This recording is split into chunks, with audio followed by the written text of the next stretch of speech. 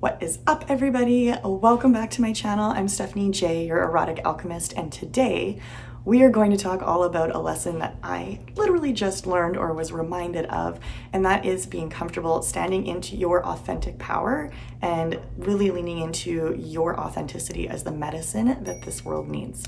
So hang on, we're gonna dive deep.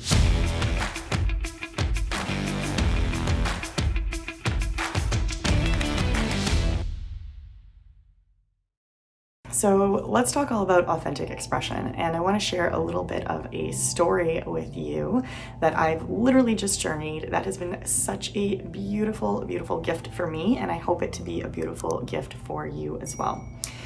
And that story is how I was really letting myself get in my own way about my authentic power. What do I mean by that? So anybody that has been following this channel, hopefully for a little bit, you've started to feel my essence. And if you've worked with me one-on-one or in any of my group or coaching containers, or you just know me personally as a human, you will know that I naturally have a very masculine, very logical, and very direct form of communication. I am a very masculine person. And in my background, before I became the erotic alchemist, I was in corporate, and before that, I was a huge tomboy. I played boys hockey, I have a bajillion broken bones from like roughing around with the guys, and I had a lot of stories around how I was just a tomboy and I was in this masculine energy. And as a child, because of the way I grew up, I had stories around that being a bit more of a trauma response. I had kind of decided that that wasn't actually authentically who I am. It was a survival instinct to be in my masculine that kept me alive. And then that got reinforced when I was in corporate, because the corporate world, especially as a woman in technology sales, which can be rather cutthroat, being in your masculine energy is definitely a necessity. You cannot be super flowy feminine energy, or at least I felt I couldn't, when you're in that environment of corporate. And so I spent the first 31 years of my life being deeply in my masculine essence. And what that did for me on a personal level is that it was actually very, very hard for me to make deep female connections with people, especially with women, because it was very confronting to them and very alarming to them that I would show up in this very direct, very logical form of communication. The space that I held was very direct. And I allowed that to become a story that my masculine energy is not welcome here. In friendship specifically, but it was okay in corporate and it was okay in male-dominated relationships. That was fine.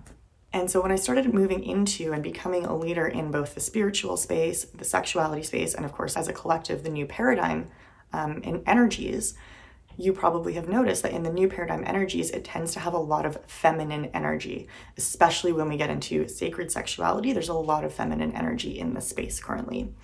And I think logically that's probably just because the new paradigm has really appealed to people that are in their feminine energy, because the old paradigm is very masculine and they didn't really feel like they fit.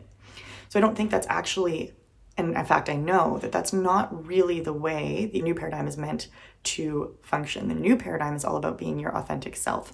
But the way that people are showing up authentically in the majority of the space right now is in their feminine essence. And I allowed that to turn for me into a story that my masculine was not welcome in this space, that my masculine was not needed. I was too direct. I was too harsh. I swear too much. And that was not what this space called for. And I actually started to spend a lot of time demonizing my masculine energy and kind of putting it in a box and saying, okay, well, that was just a trauma survival response. I'm just going to put that on a shelf. So I don't know if this is resonating for you, if there's any piece of you as you have started to move into your own spiritual journey or your own sexuality journey or the new paradigm journey as a whole, as you've started to lean into this and start to follow more leaders, maybe there's certain parts of you that you feel are not allowed in this space. Maybe there's certain parts of you that you feel are not allowed. You cannot be in your sexuality if you are X, or you cannot be spiritual if you are X, or you cannot be a new paradigm leader if you are X. And I'm here to call bullshit on all of that and say it's okay if you're there, because I was there too until literally today. I received a gift from one of my students reflecting to me that I do have a very masculine energy, and it was just done.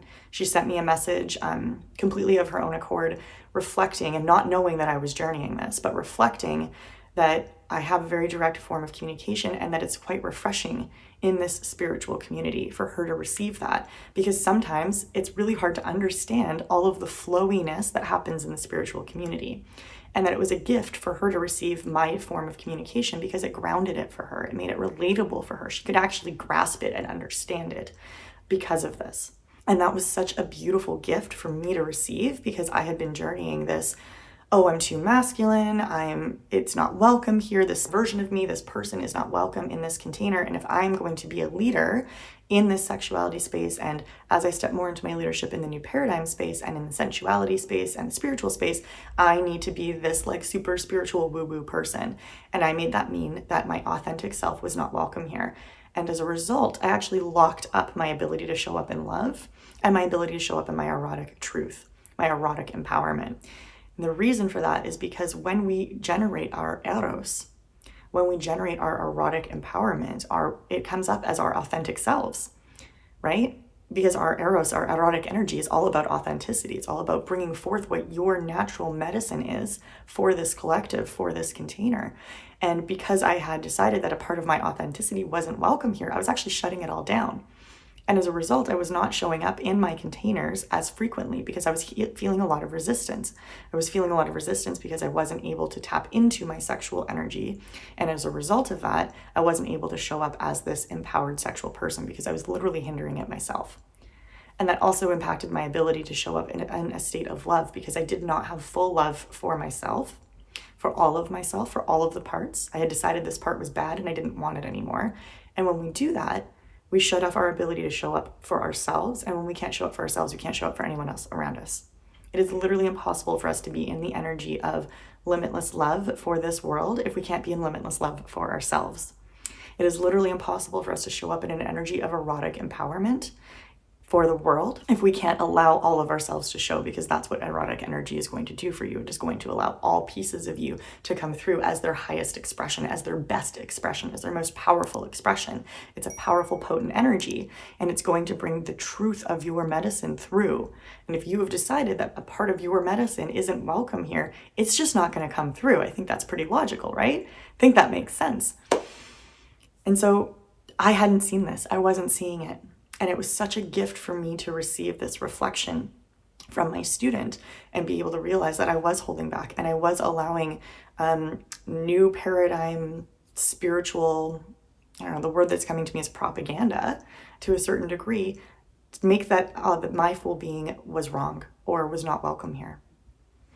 And I share this story with you today because I want you to be able to feel fully empowered in yourself. I want you to learn from this lesson that I have just journeyed, because I believe that the lessons I am given are given to me so that the collective can learn them, hopefully with fewer bumps and bruises along the way. And I want you to really feel truly empowered in your totality, in your whole authentic expression, in everything that you are.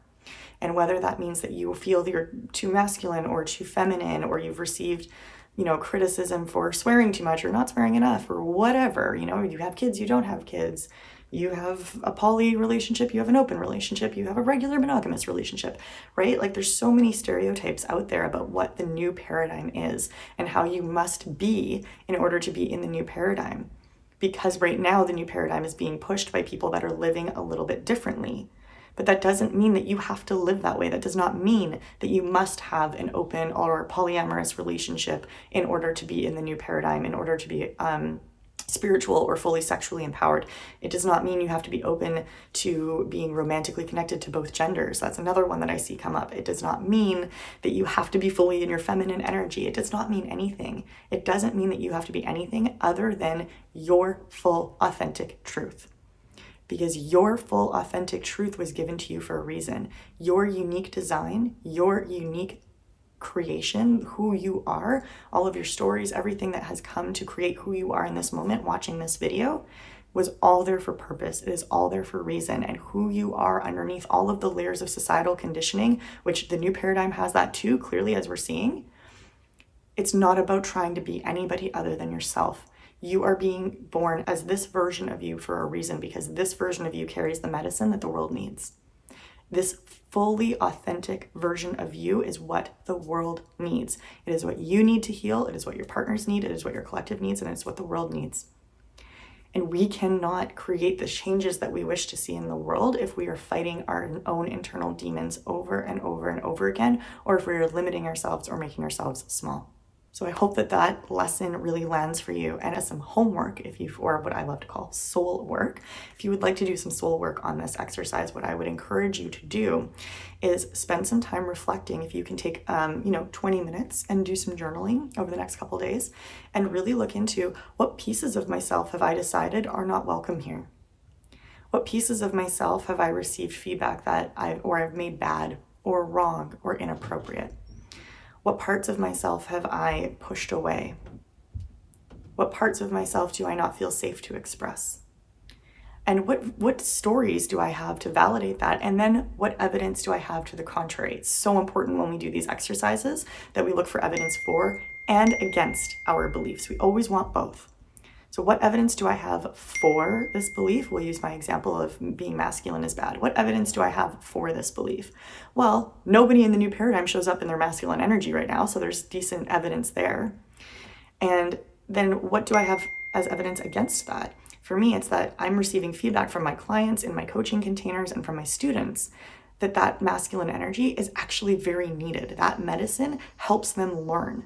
It's unique to the new paradigm, and therefore it is needed for them, because the reason they have trouble shifting into the new paradigm is because they don't resonate with the way that it's showing up right now. And the fact that I'm showing up authentically as me is the only reason that the new paradigm seems accessible to them in their truth, in their totality. So how can you find evidence for and evidence against? And then can you choose? Can you consciously choose which way do I want to show up in the world? Which version of me do I want? And then you get to choose. We always get to choose. So once we've done this exercise, once we have awareness of both, you get to pick. Do I want to be the thing that everyone expects me to be? Or do I get to be the thing that I authentically am? With the knowledge and the understanding and the trust that who you authentically are is exactly what is needed in this world. So I hope that lands. I hope this lesson was helpful to you. You guys know how YouTube works, so please, if you loved this video, I would love to see a like. If you would like to see more of this content, then you know to hit the subscribe button, and please feel free to comment. I love hearing from you, and please share this if you feel that this would resonate, and other people will be more effective in finding it if you share it with them as well. So let's get this message out loud and proud. If it resonated with you, please help other people finding it with likes, comments, shares, and subscriptions. Thank you all so much for being here, and I'll see you in the next episode. Bye. What's up, YouTube? Sensualites, thank you so much for spending some time with me today. I am beyond ecstatic to have your energy as part of this journey. Please don't forget to like this video if it resonated with you. Make sure to subscribe so you get notifications on all of my additional teaching videos. And if you have any questions, comments, concerns, thoughts, anything at all, drop them in the comments below. I love reading them. I love engaging with you guys, and I love having this co-creation with you. So please don't be shy. Feel free to reach out, and I will catch you in the next video.